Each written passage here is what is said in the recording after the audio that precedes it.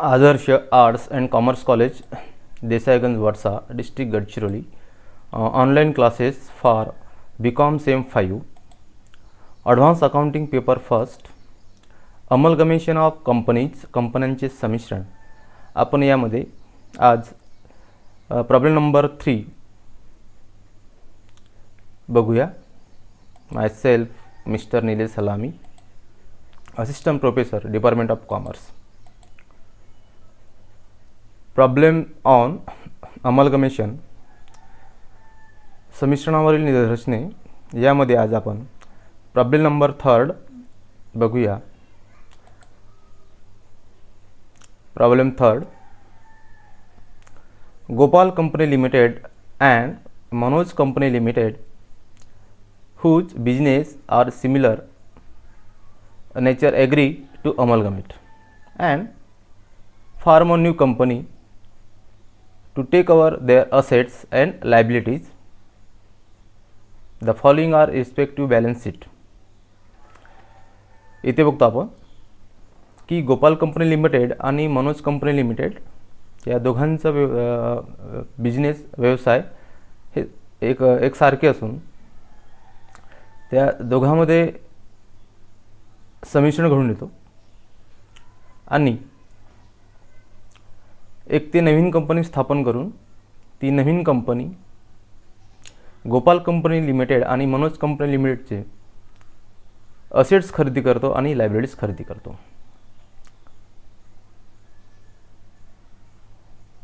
आपल्याला Gopal company limited आणि Manoj company limited यांचं आपल्याला बॅलन्स शीट दिलेला आहे.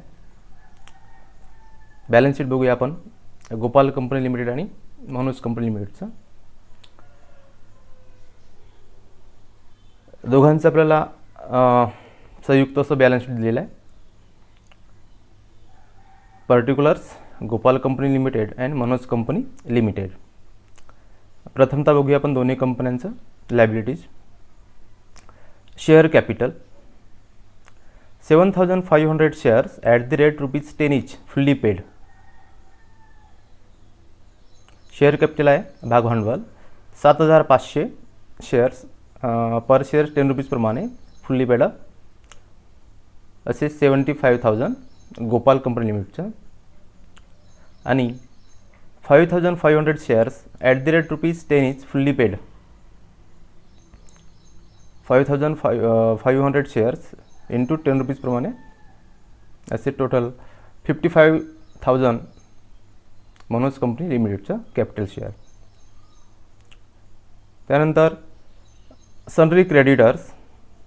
इथे बघतो आपण की गोपाल कंपनी लिमिटेडचं 3,300 दिलेलं आहे आणि मनोज कंपनी लिमिटेडचं आपल्याला 2,000 दिलेलं आहे. रिझर्व फंड गोपाल कंपनी लिमिटेडचा आहे 4,200 अँड मनोज कंपनी लिमिटेडचं आपल्याला नील डॅश दिलेला आहे.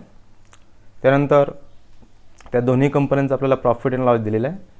Profit and loss account Gopal company लिमिटेडचं 4,800 अँड मनोज कंपनी लिमिटेडचं 5,000. असं टोटल लायबिलिटीज बघतो आपण की 87,300 टोटल लायबिलिटीज आहे गोपाल कंपनी लिमिटेडचं आणि 62,000 लायबिलिटीज आहे टोटल मनोज कंपनी लिमिटेडचं. त्यानंतर या दोन्ही कंपन्यांचं असेट्स बघूया. असेट दिलं आपल्याला गुडविल मनोज कंपनी लिमिटेडचं आहे 30,000 आणि मनोज कंपनी लिमिटेडचं आहे 20,000. गुडविल आहे Gopal company limited 30,000 and Manoj company limited 20,000. त्यानंतर freehold property Gopal company लिमिटेडचं आहे 14,000 अँड मनोज कंपनी लिमिटेडचं आहे 13,450. Plant and machinery Gopal company limited दिलं आपल्याला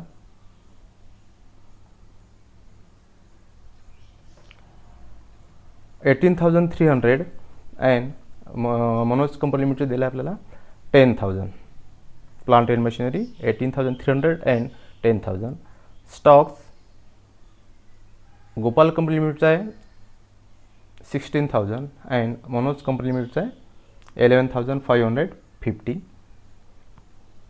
सनरी debtors 7,500 Gopal company limited and 6,000 Manoj company limited. Cash 1,500 Gopal company limited and 1,000 Manoj company limited. Total जर असट बघितलं आपण दोन्ही कंपन्यांचं तर दिसतो आपल्याला इथे 87,300 अँड 62,000. अशा पद्धतीने आपल्याला गोपाल कंपनी लिमिटेड आणि मनोज कंपनी लिमिटेडचं आपल्याला बॅलन्स शीट दिलेलं आहे. हे दोन्ही कंपन्या विक्रेता कंपनी असून गोपाल कंपनी लिमिटेड आणि मनोज कंपनी लिमिटेड हे एकसारखे व्यवसाय करणार असून हे दोघे एकत्र येऊन त्यांचं दोघांचं संमिश्रण होऊन राहिलेलं आहे. त्यामुळे ते एक नवीन कंपनी स्थापन करतील आणि आपला व्यवसाय त्या नवीन कंपनीला दोन्ही आपल्या नवीन कंपनीला ते विकतील. त्यामुळे नवीन कंपनी गोपाल कंपनी लिमिटेडचं असेट्स आणि मनोज कंपनी लिमिटेडचं असेट्स तो खरेदी करेल. तसंच त्यांचं लायबिलिटी जी दिली आहे त्या लायबिलिटीसुद्धा ते खरेदी करेल. हे झालं आपलं गोपाल कंपनी लिमिटेड आणि मनोज कंपनी लिमिटेडचं बॅलन्स शीट. त्यानंतर दिलं आपल्याला की the new company is to take over all the assets and liabilities of both the companies. ते बघतो आपण की जी नवीन कंपनीचे स्थापन करतो ती नवीन कंपनी काय करत आहे की all assets and all liabilities taken over both the companies म्हणजेच गोपाल कंपनी लिमिटेड आणि मनोज कंपनी लिमिटेडचं all assets and all liabilities ते टेकन ओव्हर करत आहे. On the issue of 7,000 shares of ₹10 each to Gopal Company Limited and 5,000 shares of ₹10 each to Manoj Company Limited. Market price being ₹12 each. इथे बघतो आपण की नवीन जी company new company जी आहे नव्याने जे स्थापन केलेली नवीन कंपनी ती काय करत आहे की गोपाल कंपनी लिमिटेड आणि मनोज कंपनी लिमिटेडचं सर्व all assets and all liabilities ते खरेदी करत आहे आणि त्या मोबदल्यात काय करून राहिलं की गोपाल कंपनी लिमिटेडला 7,000 शेअर्स ऑफ ₹10 प्रमाणे तो गोपालला पे करत आहे आणि 5,000 शेअर्स ऑफ ₹10 प्रमाणे तो मनोज कंपनीला काय करत आहे पे करत आहे. आणि बघतो आपण की जे शेअर्स बघतो आपण की ₹10 ईच आहे त्या शेअरचं आज बघतो आपण की मार्केट प्राईस किती आहे ते ₹12 प्रमाणे आहे. त्यामुळे आपल्याला इथे त्यांचं मार्केट प्राईस दिलं आहे शेअरचं आणि त्याची बुक व्हॅल्यू दिलेली आहे. बुक व्हॅल्यू आहे ₹10 पर शेअर इच शेअर आणि मार्केट प्राईस आहे इच शेअर ₹12. आणि बघतो आपण इथे की नवीन जी कंपनी आहे गोपाल कंपनीला तो 7,000 शेअर्स देतो आणि मनोज कंपनीला 5,000 शेअर्स देतो. तर इथे बघतो आपण की ₹10 पर शेअर दिला पण त्याचा मार्केट प्राईस किती आहे ₹12 प्रमाणे. जी जास्त असेल ती आपण घेऊ येते. तर मार्केट प्राईस जी आहे ₹12 प्रमाणे त्यामुळे 7,000 × 12 असं 84,000 रुपयाचे शेअर्स तो गोपालला पे करेल मोड ऑफ पेमेंट म्हणून किंवा त्याचा मोबदला म्हणून. आणि मनोजला तो 5,000 शेअर्स ₹12 प्रमाणे 12×5 = 60 म्हणजे 60,000 रुपयाचे शेअर्स तो मनोजला तो पे करेल. यावरून आपल्याला calculate purchase consideration of each company यावरून आपल्याला कॅल्क्युलेट करायचं आहे की परचेस कन्सिडरेशन दोन्ही कंपन्याचं कोणाचं तर विक्रेता कंपन्याचं गोपाल कंपनी लिमिटेड आणि मनोज कंपनी लिमिटेडचं आणि prepare balance sheet of new company. आणि त्यानंतर समिश्रणानंतरचा जो बॅलन्स शीट असतो नवीन कंपनीचं किंवा विक्रेता कंपन्याचा तो आपल्याला इथे तयार करायचा आहे. तर त्यामुळे आपल्याला इथे प्रथम दोन्ही विक्रेता कंपन्यांचं आपल्याला परचेस कन्सिडरेशन काढून घ्यायचं आहे ते PC किती आहे ते आणि त्यानंतर बॅलन्स शीट तयार करायचं आहे. तर आपण बघूया सोल्युशन या प्रॉब्लेमचं.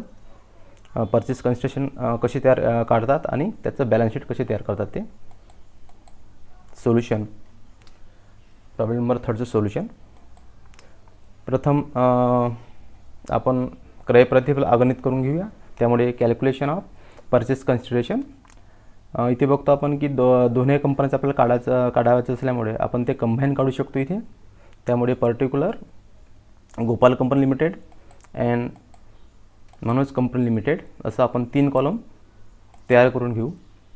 पहिल्या कॉलमला नाव देऊ आपण पर्टिक्युलर, दुसरा कॉलम असेल गोपाल कंपनीचं आणि तिसरं असेल Manoj company लिमिटेडचं.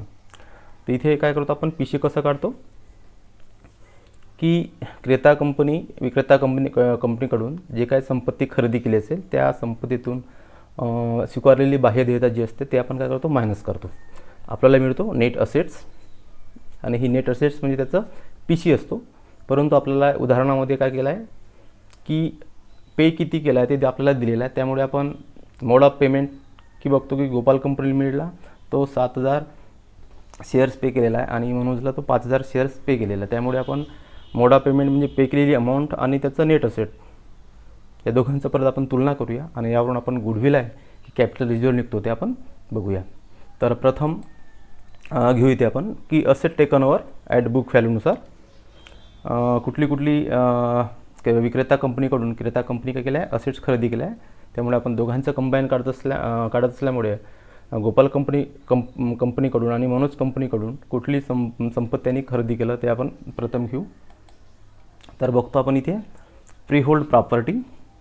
Free hold property दिसतो आपल्याला की गोपाल कंपनी लिमिटेडचा आहे 14,000 आणि मनोज कंपनी लिमिटेडचा आहे 13,400. त्यानंतर नेक्स्ट असेट्स आहे प्लांट अँड मशिनरी. 18,300चं गोपालकडून त्यांनी परचेस केलेलं आहे आणि मनोजकडून 10,000चं प्लांट अँड मशिनरी. त्यानंतर आहे स्टॉक बघतो दोघांकडून खरेदी केलं आहे. गोपाल कंपनीकडून 16,000 आणि 11,500 मनोज कंपनीकडून. त्यानंतर सनरी डेप्टर्स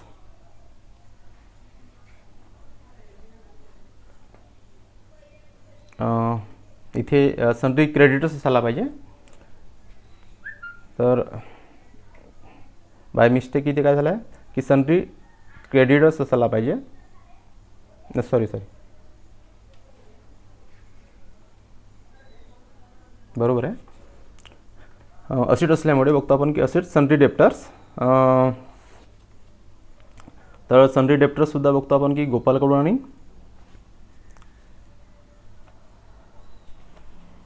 मनोजकडून त्यांनी परचेस केलेलं आहे आणि ते आहे 7,500 अँड 6,000. तर सनरी डेप्टर्स बघतो आपण की गोपालचा आहे 7,500 आणि मनोजचा आहे 6,000. त्यानंतर नेक्स्ट असेट्स आहे कॅशसुद्धा बघतो आपण की दोघांकडून त्यांनी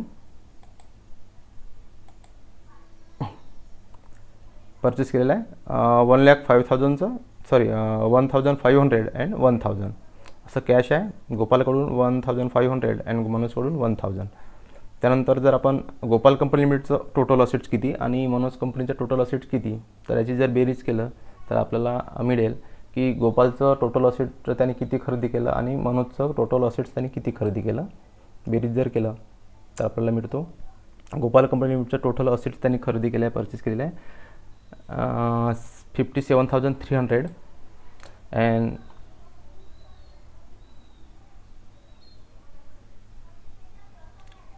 अँड टोटल असेट्स आहे मनोज कंपनी लिमिटेडचा 42,000. त्यानंतर बघतो आपण की आपला नेट असेट काढायचं असल्यामुळे आपण असेट टेकन ओव्हर लेस लायबिलिटीज टेकन ओव्हर करत असल्यामुळे आपण ह्यामधून लेस लायबिलिटीज टेकन ओव्हर परत बघूया की विक्रेता कंपनीकडून कुठली देयता त्यांनी बाह्य देयता स्वीकारलेली आहे. तर बघतो आपण इथे सनरी क्रेडिटर्स. तर सनरी क्रेडिटर्स दिसतो आपल्याला की गोपाल कंपनी लिमिटेडचा आहे 3,300 अँड मनोज कंपनी लिमिटेडचा आहे 2,000. त्यानंतर बघतो परत काय आहे का लायबिलिटीज तर नाही, एकच लायबिलिटीज आहे सनरी क्रेडिटर्स. तर इथे बघतो आपण की लायबिलिटीज घेत असताना नेहमी विक्रेता कंपन्यांचं कुठलीही बाह्य देयता आहे तेच विचारात घ्यायचं आहे आपल्याला. कारण की बाह्य देयताच क्रेता कंपनी काय करू शकतो ते त्याचं खरेदी करू शकतो. परंतु इंटरनल जे लायबिलिटीज असेल त्याच्यावरती त्या कंपन्याचे जे भागधारक असतात त्यांचं अधिकार असल्यामुळे ते थर्ड पार्टीला विकू शकत नाही. त्यामुळे लायबिलिटीज टेकन ओव्हर मध्ये कुठली लायबिलिटीज असायला पाहिजे किंवा कुठली लायबिलिटी आपण लक्षात घ्यायला पाहिजे, तर ते घ्यायचं एक्सटर्नल लायबिलिटीज बाह्य देयता, की बाह्य देयता कुठल्या त्या कंपनीचं तीच क्रेता कंपनी ते स्वीकारू शकेल किंवा खरेदी करू शकेल. तर इथे दिसतो आपल्याला की सनरी क्रेडिटर्स एकच पद आहे बाह्य देयता, त्यामुळे आपण ते घेतलं 3,300 गोपाल कंपनीचं आणि मनोज कंपनीचं 2,000. त्यानंतर टोटल असेट्समधून टोटल जी लायबिलिटीज आहे ते आपण मायनस करू, कारण की आपला नेट असेट काढायचा आहे आणि नेट असेटचा फॉर्म्युला आहे असेट टेकन ओव्हर लेस लायबिलिटीज टेकन ओव्हर. त्यामुळे asset taken over total asset taken over किती आहे त्या कंपनीचं आणि त्याचं लेस टोटल लायबिलिटीज किती आहे ते आपण मायनस करतो. त्यामुळे नेट असेट आपल्याला मिळेल टोटल असेट आपल्याला 57,300 आणि टोटल लायबिलिटीज आहे 3,300. ते मायनस जर केलं तर मिळतो आपल्याला 54,000 गोपाल कंपनी लिमिटेडचं. आणि मनोज कंपनीचं मिळतो आपल्याला की त्याचं टोटल असेट्स आहे 42,000 आणि लायबिलिटीज आहे टोटल 2,000. मायनस जर केलं तर आपल्याला मिळतो 40,000. अशा पद्धतीने गोपाल कंपनी लिमिटेडचं जे नेट असेट्स आहे ते आहे 54,000 आणि मनोज कंपनी लिमिटेडचं आहे असेट्स नेट असेट्स 40,000.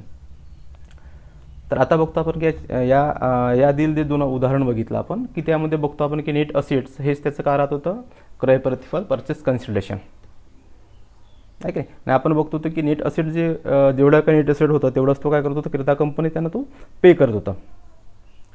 परंतु इथे काय दिलं आहे आपल्याला की उदाहरणामध्ये त्यांनी क्रेता कंपनीने किती पे केलेलं आहे ते आपल्याला ऑलरेडी दिलेलं आहे. जसं आपण बघतो की ते उदाहरणामध्ये गोपाल कंपनी लिमिटेडला किती काय केलं आहे की क्रेता कंपनी काय करता नवीन कंपनी ही 7,000 शेअर्स देत आहे आणि मनोजला किती द्या 5,000. त्यामुळे तो किती द्यावा त्याचा उल्लेख ऑलरेडी प्रॉब्लेममध्ये दिलेला आहे का नाही. त्यामुळे बघतो आपण की जे थर्ड मेथड जी होती आपली नेट पेमेंट मेथड ही मेथड आहे. त्यामुळे जेवढ्या का त्यांनी उल्लेख केलेला आहे की किती द्यावं किती दिलं आहे तर ते आपण त्यामुळे त्याला मोड ऑफ पेमेंट म्हणू. त्यामुळे आपण त्याचं मोड ऑफ पेमेंट काढून घेऊया. हे झालं टोटल नेट असेट्स दोन्ही कंपन्यांचं. गोपाल कंपनी लिमिटेडचं आहे नेट असेट्स 54,000 आणि मनोज कंपनी लिमिटेडचं आहे 40,000. त्यानंतर क्रेता कंपनी काय केलं आहे या दोन्ही कंपन्यांना विक्रेता कंपन्यांना काय केलं त्यांनी पे केलेलं आहे. त्यामुळे आपण किती पे केलं त्याचं मोड ऑफ पेमेंट आपण काढून घेऊ. प्रथम दिलं आपल्याला की 7,000 shares of ₹10 each market price ₹12 इच. असं टोटल जर आपण केलं की 7,000 × 12 प्रमाणे तर किती येतो 84,000. त्यामुळे बघतो आपण की क्रेता कंपनी काय केलं आहे की आपल्या कंपनीचे 7,000 शेअर्स इच शेअर 10 रुपीज प्रमाणे, परंतु त्याचा बघतो आपण की मार्केट प्राईस किती 12 प्रमाणे तो त्यांनी पे केला आहे. त्यामुळे तो 7,000 शेअर्स काय करेल तो गोपाल कंपनीला तो पे केलेला आहे. त्यामुळे आपण मोड ऑफ पेमेंटमध्ये केलं की 7,000 शेअर्स गोपाल कंपनी दिल्यामुळे त्याची अमाऊंट आहे टोटल 84,000. आणि याच पद्धतीने बघतो आपण की मनोज कंपनी लिमिटेडला काय केलं 5,000 शेअर्स त्यांनी दिलेलं आहे इच शेअर 10 रुपीज प्रमाणे, परंतु बघ त्याचं सुद्धा मार्केट प्राईस जी आहे ते किती आहे 12 प्रमाणे. त्यामुळे आपण 5,000 शेअर्स इंटू मार्केट प्राईस 12 इच दोघांचा गुणाकार केला तर 60,000. त्यामुळे टोटल 60,000 रुपीज काय करेल तो क्रेता कंपनी मनोज कंपनीला तो पे करेल. हे झालं त्याचं मोड ऑफ पेमेंट. आता ॲक्च्युअली बघतो आपण की ती ऑलरेडी आपल्याला विक्रेता कंपनीला किती द्यायला पाहिजे ते उल्लेख दिलेला आहे. त्यामुळे आपण मोड ऑफ पेमेंट काढलं की नाही. इथे क्रेता कंपनी मनोज कंपनी लिमिटेडला 84,000 रुपीज पे करत आहे आणि गोपाल कंपनीला 84,000 आणि मनोज कंपनीला 60,000. त्यानंतर बघतो आपण की त्या विक्रेता कंपन्यांचं नेट असेट किती होतं. तर बघतो आपण की गोपाल कंपनी लिमिटेडचं जे नेट असेट्स आहे ते किती आहे 54,000 आणि मनोजचं किती आहे 40,000. आता ॲक्च्युअल बघतो आपण की त्या गोपाल कंपनीचं आणि मनोज कंपनीचं नेट असेट जे आहे ते 54,000 आणि 40,000 तेवढं तो पे करायला पाहिजे होतं. परंतु त्यांनी काय केलं आहे की गोपाल कंपनीला 84,000 रुपये त्यांनी पे केले आहे आणि मनोजला 60,000. इथे बघतो आपण त्यांचं नेट असेटपेक्षा त्यांनी काय केलं आहे मोड ऑफ पेमेंट जे आहे पेमेंट जास्त दिसतो अमाऊंट आपल्याला. त्यामुळे इथे दिसतो आपल्याला की नेट असेटपेक्षा जर PC परचेस कन्सिडरेशन जास्त असेल तर आपल्याला मिळतो गुडविल. कारण गुडविलचा फॉर्म्युला आहे goodwill is equal to net assets goodwill is equal to P C minus net assets. कारण की ते दोन्ही कंपन्यांचं बघतो आपण की परचेस कन्सिडरेशन जे आहे हे जास्त आहे आणि त्याचं नेट असेट ही कमी आहे. त्यामुळे आपल्याला दोन्ही कंपन्यांकरिता आपल्याला काय दिसतो ते गुडविल. त्यामुळे आपण नेट असेट गुडविल काढून घेऊया, कारण की ते दोन्ही कंपन्यांमध्ये आपल्याला गुडविल दिसत आहे. कारण की गोपाल कंपनीचं नेट असेट आणि मनोज कंपनीचं नेट असेट आणि त्याला पे जर केलं आहे 84,000 आणि 60,000, तर ही नेट असेटपेक्षा जास्त अमाऊंट असल्यामुळे आपण गुडविल मिळेल आपल्याला दोन्ही कंपन्यांमध्ये, आणि ते गुडविल आपण काढतो P C minus net assets. त्यामुळे 84,000 मायनस 54,000 आपल्याला मिळतो 30,000 गोपाल कंपनीचं गुडविल, आणि 60,000 मायनस 40,000 असं 20,000 मिळेल आपल्याला मनोज कंपनीचं गुडविल. आणि एक लक्षात ठेवायचं की जेव्हा आपण बॅलन्स शीट तयार करू त्यावेळेस हे गुडविल जे आहे, गुडविल काय असेट असल्यामुळे आपण ते असेटला दाखवू. प्रथम असेट साईडला आपण लिहित असताना गुडविल लिहू, आणि गुडविल किती आहे इथे आता दोन्ही कंपन्यांचं असल्यामुळे गोपालचं किती 30,000 आणि मनोजचं 20,000 आहे. त्यामुळे आपण दोघांची परत प्लस करू आणि आउटरला दाखवू 50,000. ठीक आहे.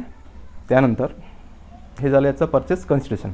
त्यानंतर आपल्याला विचारला त्याचा बॅलन्स शीट, नवीन कंपन्याचं समिश्रणानंतरचं बॅलन्स शीट. तर बॅलन्स शीट कसं काढतात ते बघूया. बॅलन्स शीट न्यू कंपनी, आपल्याला नवीन कंपनीचं नाव दिलेलं नाही, फक्त विक्रेता कंपनीचं नाव दिलं मनोज आणि गोपाल आणि मनोज. त्यामुळे आपण न्यू कंपनीमध्ये त्याला ॲज ऑन डेटसुद्धा दिलेली नाही, डेट असते तर डेट आपण तिथे उल्लेख केलं असतं. त्यानंतर बॅलन्स शीटचा प्रोफार्मा तयार करून घ्यायचा. लायबिलिटीज अमाऊंट, असेट अमाऊंट्स या पद्धतीने असेल तुमचं बॅलन्स शीटचं प्रोफार्मा. त्यानंतर नाव देऊया त्याला लायबिलिटीज रुपीज, असेट्स रुपीज. प्रथम लायबिलिटी साईड घेऊ. Share capital. शेअर कॅपिटल येत असताना आपण सुरुवातीला घेतो अधिकृत भांडवल त्या कंपनीचे किती आहे ते नवीन कंपन्याचं. तर नवीन कंपनीचं आपल्याला अधिकृत भांडवल दिलेलं नाही, त्यामुळे आपण ते ॲथोराइज कॅपिटल असं लिहून ते दाखवू आपण प्रश्नार्थक चिन्ह आणि त्याला बंद करू. त्यानंतर दुसरं हेड येतो इश्यूड अँड पेडअप कॅपिटल. तर क्रेता कंपनीने आतापर्यंत किती इश्यूड अँड पेडअप कॅपिटल केलं आहे ते आपल्याला इथे दाखवायचं आहे. इथे दाखवत असताना बघतो आपण की क्रेता कंपनी विक्रेता कंपनीला जे शेअर्स त्यांनी पे केलेलं आहे त्या शेअरची बेरीज.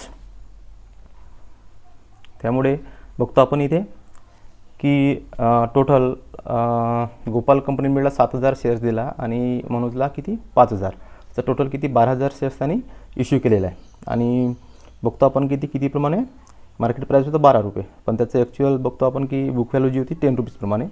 त्यामुळे आपण दाखवूया इथे की 12,000 × 10 शेअर कॅपिटल पेडअप कॅपिटल, आणि 2 रुपीज काय दिसतं आपल्याला जास्तीत त्यांनी दिला आहे प्रीमियम म्हणून. त्यामुळे आपण शेअर प्रीमियम आपण 2 रुपीजपर्यंत दाखवूया. तर प्रथम गोपाल कंपनी लिमिटेडला किती त्यांनी शेअर दिला आहे 7,000 शेअर्स. मनोज कंपनी लिमिटेडला 5,000 शेअर्स. असं टोटल किती झाले आता 12,000. गोपालचे 7,000 आणि मनोजचे 5,000 असं टोटल किती 12,000 त्यांनी इश्यूड केलेलं आहे. आणि ते कितीप्रमाणे 12,000 शेअर्स ऑफ रुपीज 10 each प्रमाणे, कारण की बुक व्हॅल्यू त्याची किती आहे शेअर 10 रुपीज प्रमाणे. त्याची 10 प्रमाणे आपण दाखवूया. अमाऊंट होईल 1,20,000 10 प्रमाणे. आणि जे शेअर प्रीमियम होतं की 10 रुपये प्राईस होतं, पण त्याला मार्केट प्राईस किती 12 रुपये, म्हणजे 2 रुपये जास्त त्यांनी दिलं, ते आपण त्याला म्हणू शेअर प्रीमियम. त्यामुळे शेअर प्रीमियम 12,000 × ₹2 प्रमाणे. प्रीमियम किती आहे ते शेअर प्रीमियम 2 रुपीज, तर 2 रुपीज जास्त असल्यामुळे त्याचं अमाऊंट घेऊ 24,000. त्यामुळे 12,000 शेअर्स × 10 each प्रमाणे 1,20,000. आणि त्यावरचं जे शेअर प्रीमियम जे होतं ते आहे 12,000 शेअर्स × 2 रुपीज प्रमाणे शेअर प्रीमियम 24,000. त्यानंतरचं हेड आहे सन्ड्री क्रेडिटर्स. इथे बघतो आपण सन्ड्री क्रेडिटर्स काय करतो की दोन्ही विक्रेता कंपन्यांच्या जेवढ्या काही सन्ड्री क्रेडिटर्स असतील ते दोघांचा आपण प्लस करून दाखवतो. तर इथे दिसतो आपल्याला गोपाल कंपनी लिमिटेडचा 3,300 आणि मनोजचा 2,000 असं टोटल 5,000. त्यानंतर असेट साईडला परचेस कन्सिडरेशन काढत असताना आपलं बघतो आपण की गुडविल आपल्याला मिळालं होतं आणि गुडविल हे दोन्ही कंपन्याचं होतं, गोपालचं होतं आणि मनोजचं होतं. तर इथे बघतो आपण गोपाल कंपनीचं गुडविल होतं 30,000 आणि मनोजचं होतं 20,000. त्यामुळे टोटल गुडविल जे आहे ते किती आहे 50,000. त्यानंतर त्याने असेट्स खरेदी केलेले आहे. त्यामध्ये बघतो आपण की फ्री होल्ड प्रॉपर्टी आहे, ते सुद्धा दोघांकडून खरेदी केलेलं आहे. गोपालचं आहे 14,000 आणि मनोजचं आहे 13,450. त्यामुळे टोटल त्याचं फ्री होल्ड प्रॉपर्टी झाली आता 27,450. त्यानंतर नेक्स्ट असेट दिला आहे आपल्याला प्लांट अँड मशिनरी, हे सुद्धा त्यांनी दोघांकडून खरेदी केलेलं आहे. आणि बघतो आपण की गोपालकडून 18,300चं आणि मनोजकडून 10,000चं, असं टोटल त्याचं आता प्लांट अँड मशिनरीची झाली 28,300. त्यानंतर नेक्स्ट सन्ड्री डेप्टर्ससुद्धा काय केलं त्यांनी दोघांकडून त्यांनी खरेदी केलेलं आहे. गोपालचं आहे 7,500 प्लस मनोजचं आहे 6,000, असं त्याचं टोटल सन्ड्री डेप्टर्स झालं 13,500 टोटल डेप्टर्स. आणि त्यानंतर कॅश आहे. कॅश बघतो आपण की मनोजचं 1,500 अँड गोपालचं 1,500 अँड मनोजचं आहे 1,000, असं टोटल कॅश झालं त्याचं 2,500. त्यानंतर बघतो आपण की परत काही असेट आहे का, तर सर्व असेट आपण बॅलन्स शीटमध्ये घेतलेलं आहे. आणि त्यानंतर आपण बघतो की मग त्यानंतर दोन्ही साईडची असेट आणि लायबिलिटीची बेरीज करून घ्यायची आहे आणि दोन्ही साईडची बेरीज जुळायला पाहिजे. तर बघतो लायबिलिटी साईडची बेरीज 1,49,300 येतो आणि असेट साईडची बेरीजसुद्धा 1,49,300 येतो. त्यामुळे दोन्ही साईडची बेरीज आपली जुळलेली आहे, त्यामुळे आपला बॅलन्स शीट अगदी बरोबर आहे. तर अशा पद्धतीने आपण नवीन कंपनी काय केलं की गोपाल कंपनी लिमिटेड आणि मनोज कंपनी लिमिटेडकडून त्यांनी व्यवसाय खरेदी केला आणि त्या मोबदल्यामध्ये त्यांनी काय केलं होतं की 7,000 शेअर्स गोपाल कंपनीला दिला आणि 5,000 शेअर्स मनोज कंपनीला दिला. त्यामुळे आपण त्याचा नेट असेट काढला आपण किती आहे ते. त्यानंतर नेट असेट्स आणि त्याचं पी सी या दोघांचा आपण विचार केला, तुलना केलं, किती दिसतो आपल्याला की पी सी नेट असेटपेक्षा त्याचे पी सी जे आहे दोन्ही कंपन्याकरिता ही जास्त आहे. त्यामुळे आपल्याला इथे गुडविल मिळालं. ते आपण गुडविल लक्षात घेतलं आणि ते गुडविल कुठे घेतलं आपण मग असेटला आणलं. जर इथे जर एका कंपनीचं गुडविल असताना दुसऱ्याचं जर कसं की नेट असेटपेक्षा जर पी सी जर कमी असती त्याचं कॅपिटल रिझर्व्ह मिळालं असतं आणि हे कॅपिटल रिझर्व्ह आपण लायबिलिटी साईडला दाखवलं असतं. तर अशा पद्धतीने आपण बॅलन्स शीट तयार केलेलं आहे. तर विद्यार्थी मित्रांनो, मागील दोन उदाहरण आपण बघितलं आणि आज तिसरा उदाहरण बघत आपण. तर या 3 उदाहरणामध्ये बघतो आपण की कुठे जसं आपण प्रॉब्लेम बघत जातो तसं त्याच्यामध्ये 10 to 20% काय असते, नवीन काहीतरी ॲड असते. तर ते नवीन ॲड याच्यामध्ये काय आहे ते आपण स्वतः सर्च करून घ्यायचं. कारण की आपण 100 प्रॉब्लेम बघितलं तरी त्यामध्ये 80% जे असते 80% जे दिलेलं जे असते ते तुमचं ते सेम असतो. फक्त त्याच्यामध्ये एखादं सेंटेन्स म्हणा किंवा एखादा कुठला तरी ॲडजस्टमेंट नवीन दिलं असते तर त्याचंच आपल्याला थोडं ते आपल्याला समजलं पाहिजे. बाकी 80% प्रॉब्लेम तुमचं सर्व प्रॉब्लेम सारखं असतो. तर मी परत एकदा आशा ठेवतो की तुम्हाला प्रॉब्लेम नंबर 3 प्रॉब्लेम आणि त्याचं सोल्युशन तुम्हाला समजलं असेल.